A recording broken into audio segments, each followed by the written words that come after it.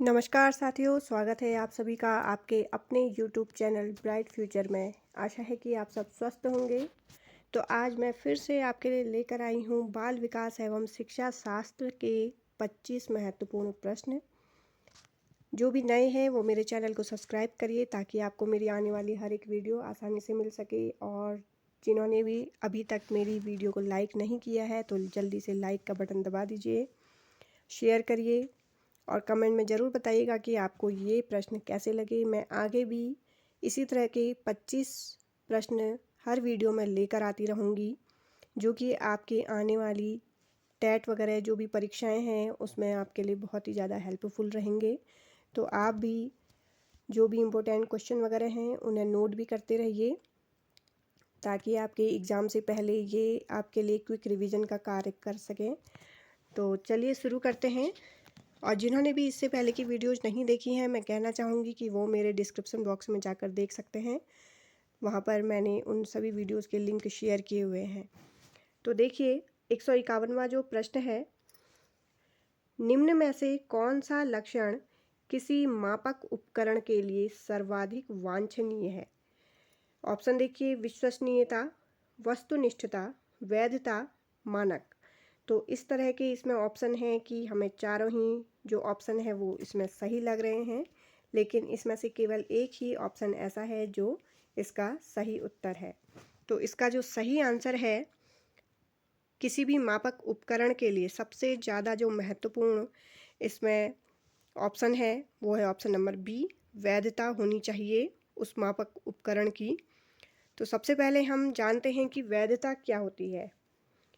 किसी भी मापक उपकरण अथवा विधि में सर्वप्रथम विशेषता यह होनी चाहिए कि वह उस गुण अथवा गुणों का मापन कर सके जिसके लिए उसका प्रयोग किया जाना है। ऐसे उपकरण को वैध उपकरण कहा जाता है और उसकी इस विशेषता को वैधता कहा जाता है जो किसी मापक उपकरण के लिए सर्वाधिक वांछनीय है। तो जो मापक उपकरण है सबसे पहले उसमें ऐसी विशेषता होनी चाहिए कि वो उस उपकरण के द्वारा जिस भी चीज़ के गुण या गुणों का हम मापन कर रहे हैं तो वो बिल्कुल वैध निकले। तो इस तरह से जो मापक उपकरण है उसकी जो सबसे पहले महत्वपूर्ण विशेषता होनी चाहिए कि उससे वैधता बनी रहनी चाहिए।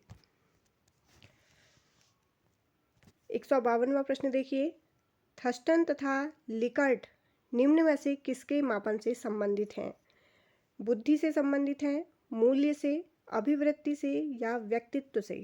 तो थर्स्टन और लिकर्ट जो मनोवैज्ञानिक थे वो निम्न में से ऑप्शन नंबर बी अभिवृत्ति से संबंधित थे, अभिवृत्ति के मापन से संबंधित थे।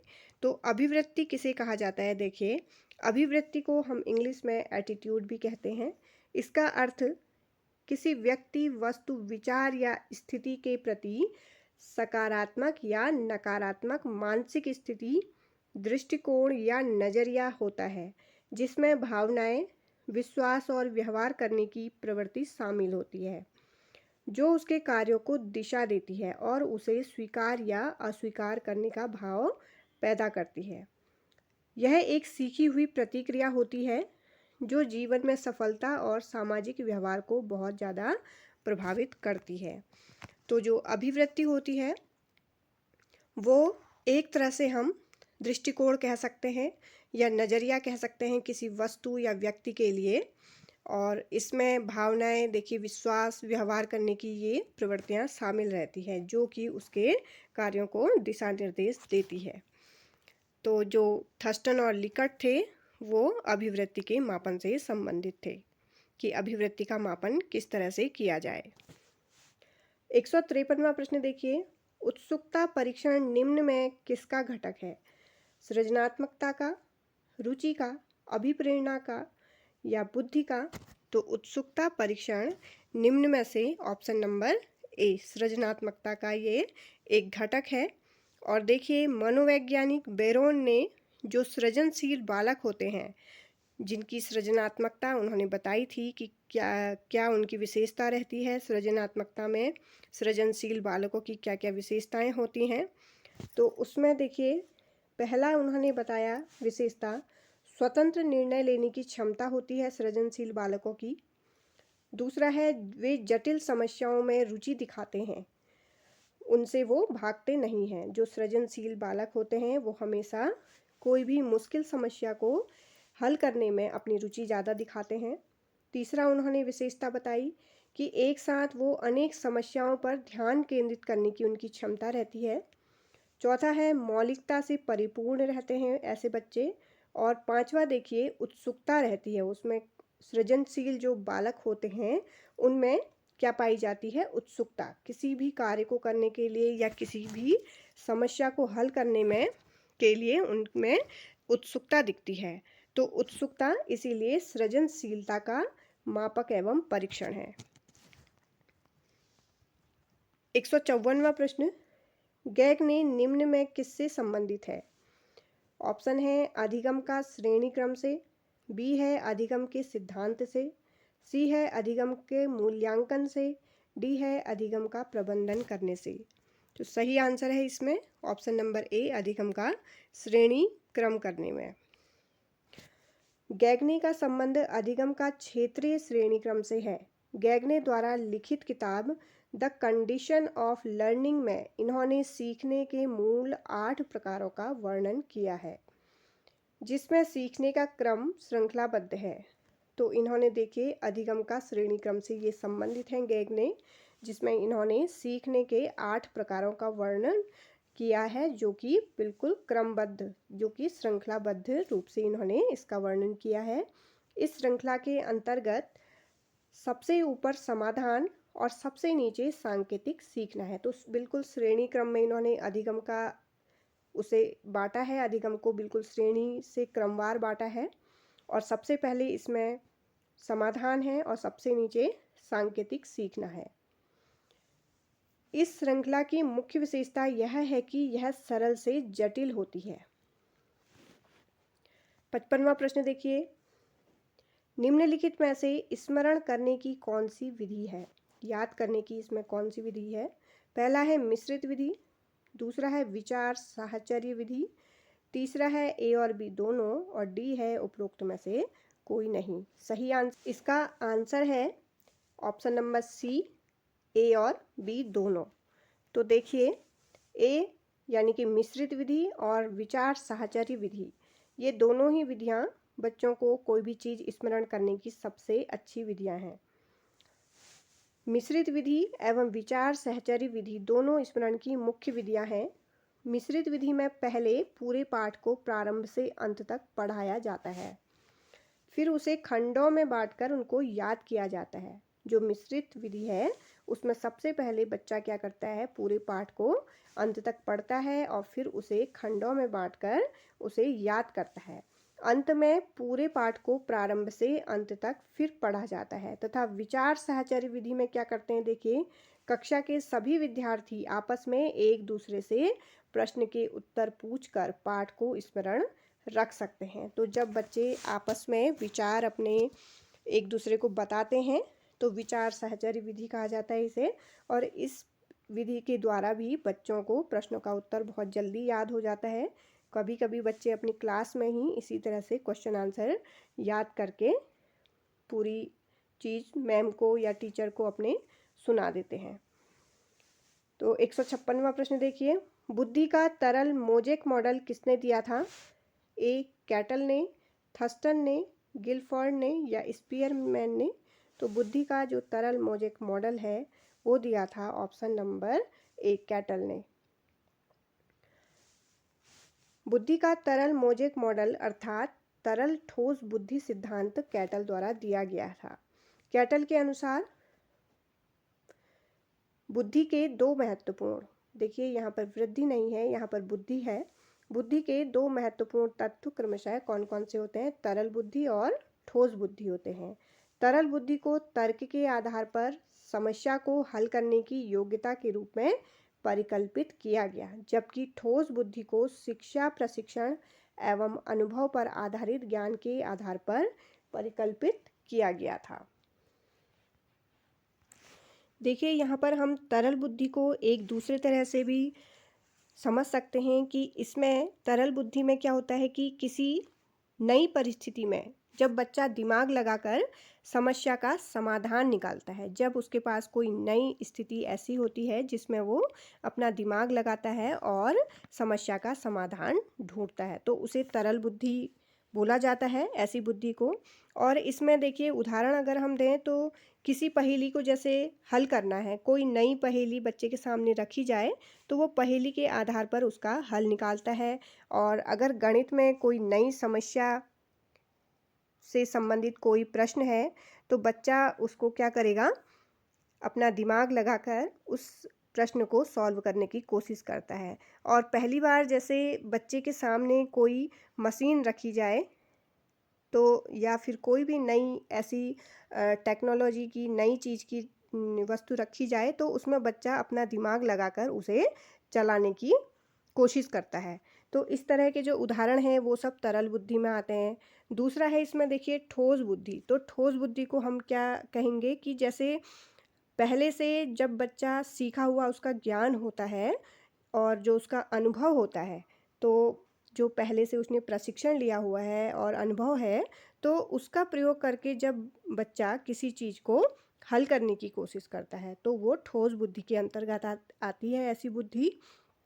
और इसमें अगर हम उदाहरण की बात करें तो जैसे शब्दों का सही प्रयोग करना है और गणित के पहाड़ों का भाग या गुणा में जब बच्चा प्रयोग करता है, अगर बच्चे को गणित के पहाड़े आते हैं तो उसके सामने अगर कोई भी भाग करना होगा या गुणा करना होगा किसी नंबर का दूसरे नंबर से, तो उसमें वो अपने सीखे हुए जो पहाड़े हैं गणित के उसका प्रयोग करता है, तो वहाँ पर उसकी ठोस बुद्धि कार्य करती है।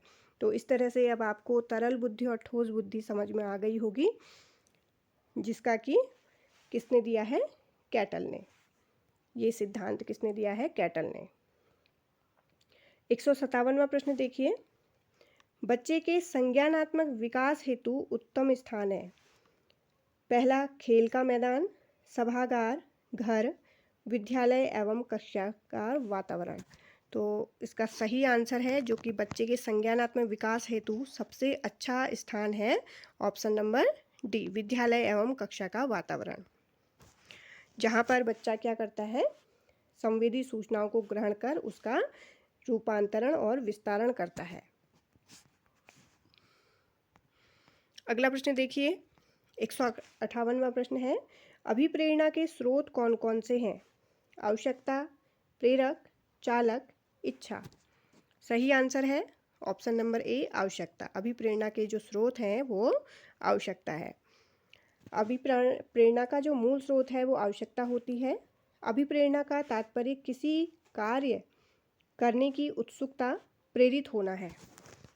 किसी भी कार्य को करने की जब उत्सुकता हमें मिलती है तो वही क्या है, अभिप्रेरणा है। और जब व्यक्ति की आवश्यकता होती है तभी वह किसी कार्य के लिए प्रेरित होता है। 159वां प्रश्न है, व्यवहार में होने वाली स्थायी परिवर्तन जो अभ्यास के कारण होते हैं उसे क्या कहा जाता है? सीखना, क्रिया करना, सोचना, कल्पना करना। तो व्यवहार में होने वाले स्थायी परिवर्तन जो अभ्यास के कारण होते हैं उसे क्या कहा जाता है? उसे कहा जाता है ऑप्शन नंबर ए, सीखना। 160 प्रश्न है, निम्नलिखित में से कौन सा कारक स्मृति से संबंधित नहीं है? पहचान, धारण, पुनः स्मरण, अनुभूति। सही आंसर है ऑप्शन नंबर डी, अनुभूति।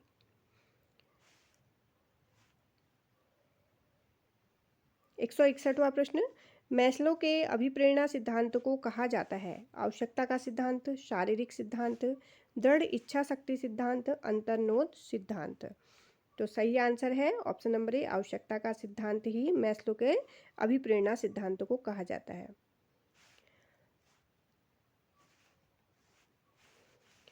मैस्लो ने अभिप्रेरणा के लिए 5 आवश्यकता स्तर को बताया है इन्होंने। 162 नंबर का प्रश्न देखिए, मानसिक स्वास्थ्य के नियमों को खोजना और उन्हें बनाए रखना अध्ययन का केंद्र बिंदु है। ये किसने कहा है? शेफर ने, हैटफील्ड ने, ड्रेवर ने या लेडेल ने? सही आंसर है ऑप्शन नंबर सी, ड्रेवर ने। 163वां प्रश्न, अभिवृत्ति संप्रत्य है संज्ञानपरक, क्रियापरक, संवेगात्मक, ये सभी। तो अभिवृत्ति का जो संप्रत्य है वो क्या है?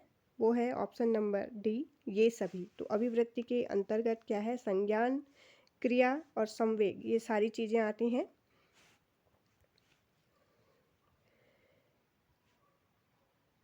अगला प्रश्न देखिए 164वां,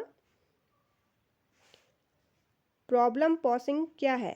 ऑप्शन है छात्रों को गणित सीखने से हतोत्साहित करने का एक तरीका है, बी है गणित की समस्याओं को हल करने की प्रक्रिया है, सी है छात्रों की किसी अवधारणा को पढ़कर उसमें से सार्थक प्रश्न बनाने का कौशल प्रॉब्लम पॉसिंग है, या डी छात्रों को समस्याओं को हल करने के लिए विशिष्ट प्रक्रियाओं को सिखाने का एक तरीका है। सही आंसर है ऑप्शन नंबर सी, छात्रों की किसी अवधारणा को पढ़कर उसमें से सार्थक प्रश्न बनाने का कौशल। प्रॉब्लम पॉसिंग एक शिक्षण प्रक्रिया है जिसमें छात्रों को धारणाओं को समझने और उसमें से सार्थक प्रश्न बनाने को क्षमता सिखाई जाती है। इसका उद्देश्य यह है कि छात्र स्वयं समस्याओं को उत्पन्न करें और उनका हल ढूंढें, जिससे उनकी समझ में सुधार होता है। इसके द्वारा छात्रों की सोच की क्षमता, नवाचारी दृष्टिकोण और समस्या समाधान कौशल में सुधार भी होता है। 165वां प्रश्न, प्रेरणा का वही सिद्धांत तो उपलब्धि से है जो अधिगम का डैश से है। किससे है? तर्क से है, चिंतन से है, बोध से है या विवेक से है? तो सही आंसर है कि अधिगम का संबंध किससे है? तो ये है ऑप्शन नंबर सी, बोध से।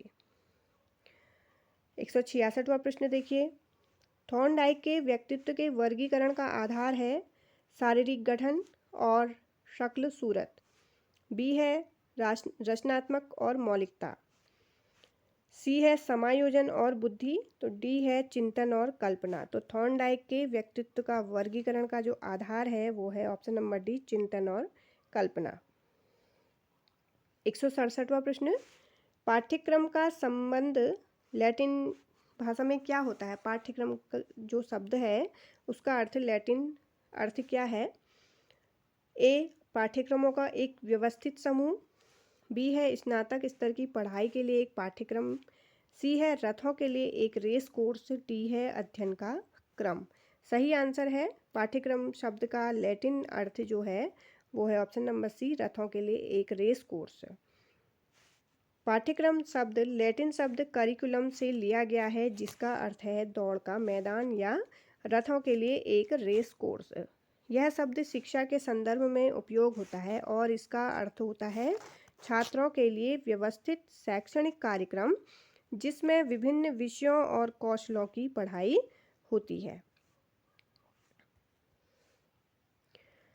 168वां प्रश्न, निम्नलिखित में से कौन मानसिक विकार के लक्षणों को नहीं दर्शाता है? भग्नाशा, तनाव, संबंध, चिंता। सही आंसर है ऑप्शन नंबर सी, संबंध। और इसके अलावा देखिए तनाव, भग्नाशा, चिंता, ये सभी मानसिक विकार के लक्षण हैं। और इसमें एक भूल और त्रुटि भी है जो कि मानसिक विकार का लक्षण है।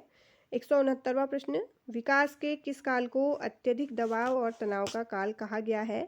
ऑप्शन है किशोरावस्था, प्रौढ़ावस्था, मध्यावस्था, वृद्धावस्था। सही आंसर है ऑप्शन नंबर ए, किशोरावस्था को।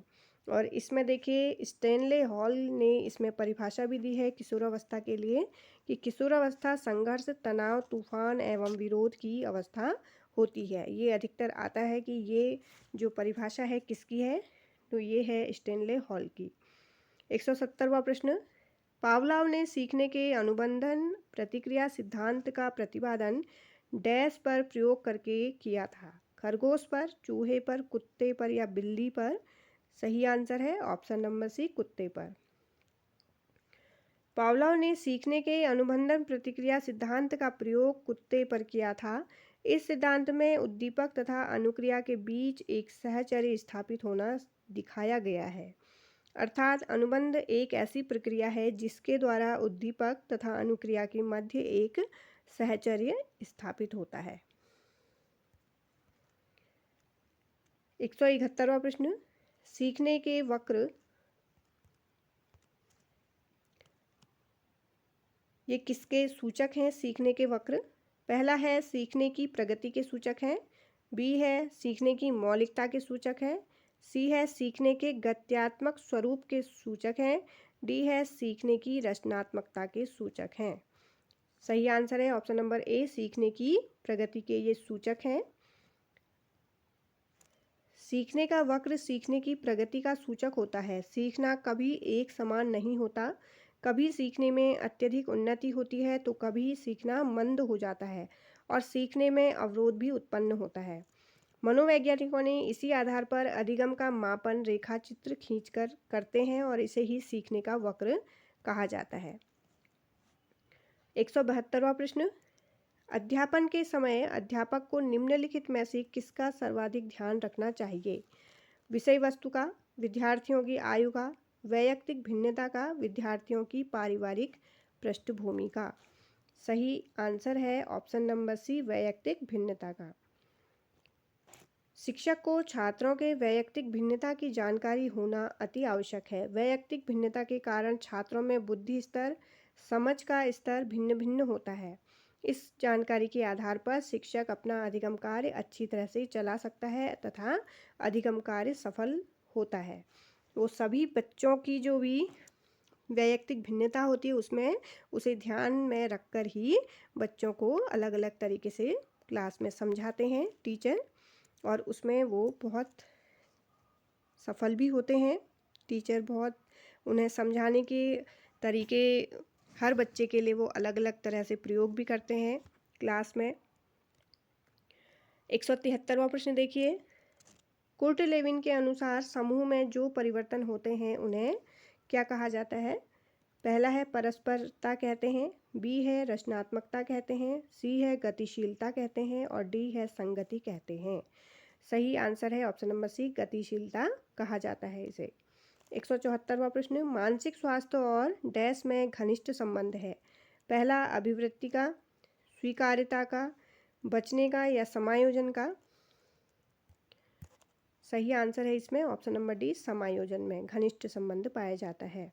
देखिए, मानसिक स्वास्थ्य जिस बच्चे का बिल्कुल सही होगा तो वो किसी भी परिस्थिति से स्वयं को समायोजित कर सकता है, और अगर मानसिक स्वास्थ्य नहीं होगा सही तो बच्चे को उस परिस्थिति से समायोजन करने में बहुत ज़्यादा परेशानी झेलनी उसे पड़ती है। इसलिए मानसिक स्वास्थ्य और समायोजन का बहुत घनिष्ठ संबंध होता है। 175वां प्रश्न, निम्न में से कौन अधिगमकर्ता को अधिक स्वतंत्रता देता है? संरचनावाद, क्रियाशीलतावाद, व्यवहारवाद या सृजनशीलतावाद। तो इसमें से कौन सबसे ज़्यादा बच्चे को सबसे अधिक स्वतंत्रता देता है? तो इसका सही आंसर है ऑप्शन नंबर डी, सृजनशीलतावाद। सृजनशीलता अधिगमकर्ता को नए विचारों या रचनाओं को पैदा करने या उन्हें खोजने का भरपूर स्वतंत्र रूप से अवसर प्रदान करता है। तो ये आज के 25 महत्वपूर्ण प्रश्न हो चुके हैं। इनमें से बहुत सारे प्रश्न पिछली परीक्षाओं में आ चुके हैं, इसलिए आप इस वीडियो को बार बार देखिएगा। मिलते हैं मेरी नई वीडियो में 25 नए मनोविज्ञान, बाल मनोविज्ञान के प्रश्नों के साथ। तब तक के लिए जय हिंद, जय भारत, धन्यवाद।